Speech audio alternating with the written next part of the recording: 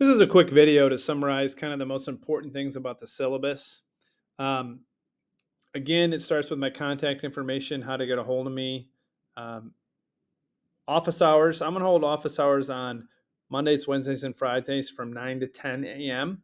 Um, these are virtual and they're in Google Classroom, so you got to make sure you join Google Classroom. They're inside of Google Classroom. In fact, I can show you that real quick. Inside of Google Classroom, there is a Meet button. It's always live. You don't have to schedule a time or anything, which is annoying about WebEx and D2L. So you just join there and I will be there. I don't sit in there from 9 to 10. You please contact me and let me know that you need to meet. And I'm always available during those times.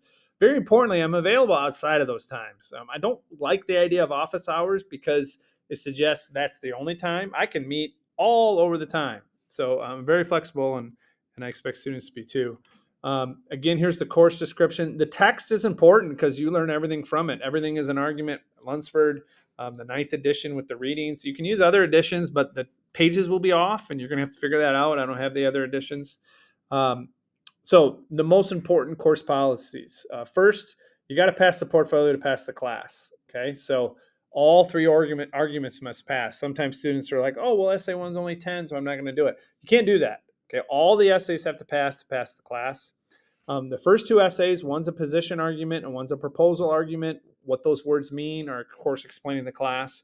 They're each worth 10%, and they're each around 1,500 words, and they each use at least 3 sources, and they're highly revised. I respond once to these. So you'll go through the whole process. You'll submit the best version you can, and I will give you a ton of comments, your grade, and the comments are directed towards how to raise the grade. So you have from when you get it back until the end of the course to improve it if you want. Some students don't. I mean, if it's a 2.0 and that's where you want it, then you leave it.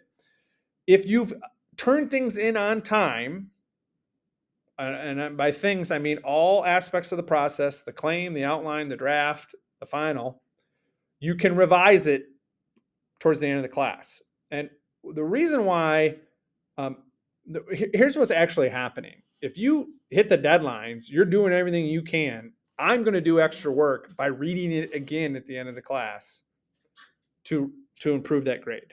So that's the exchange that's happening there. But I only respond to the whole thing once.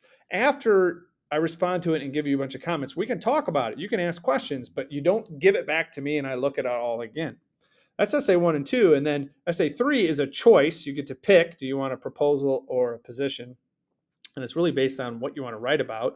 And I respond once to the claim and the outline. I don't respond to the draft because this is supposed to be about what you can do, not how I can give you feedback and help you revise a draft. It's what you can do after the class is over. So in essay 3, it's worth more. You're applying everything that you've learned. And I look at the claim and the outline. I don't look at the draft. It's more on you how strong you can make this. All the arguments must be highly edited. I will not accept anything that hasn't gone through the process. If you haven't submitted a claim, an outline, a draft, and a final, I don't accept it. AI is just not going to work. There's a reflection letter at the end of the class that's worth 10%. It's very easy to get all 10 of those points.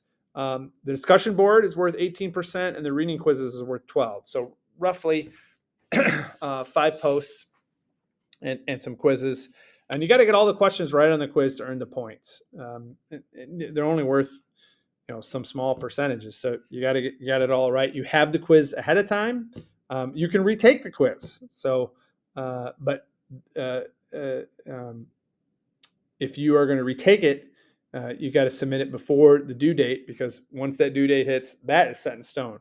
Your essays can improve, but the quizzes can't. Deadlines. Do not miss deadlines. Okay, real writers do not miss deadlines. They turn in what they got, and you can't have nothing. So, and it's okay if you turn in crap. A very famous writer, Anne Lamott, said, "Thank God for shitty first drafts, because everything at the beginning is crap, and that's okay. There's no reason to miss a discussion board or a quiz. If something extraordinary happens, I expect you to act like an adult and contact me right away." Don't contact me after it's late. Don't wait for me to contact you. That's not how this works. This is not prison. This is not mandatory. It is elective. Here's the statement about feedback, all the ways I provide feedback. Revision. Make sure you read this. There's a lot of stuff philosophically in here about revision, what revision really is. Discussions. It's really important that you interact in discussions because it's interaction with your audience. A huge part of the writing process is conversation and interaction, and that's really, really important. As you interact, remember to be respectful.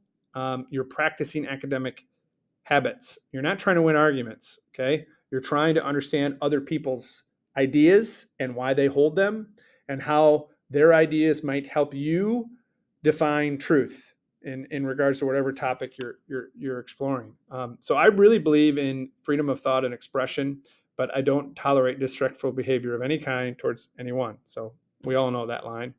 The class structure is it's not asynchronous. I post things about 1 or 2 weeks ahead, and we'll be moving through all of it together. And this explains some of that. So there's the major policies. I want to make sure that I explain them. And if you have any questions, please don't hesitate to send me a text.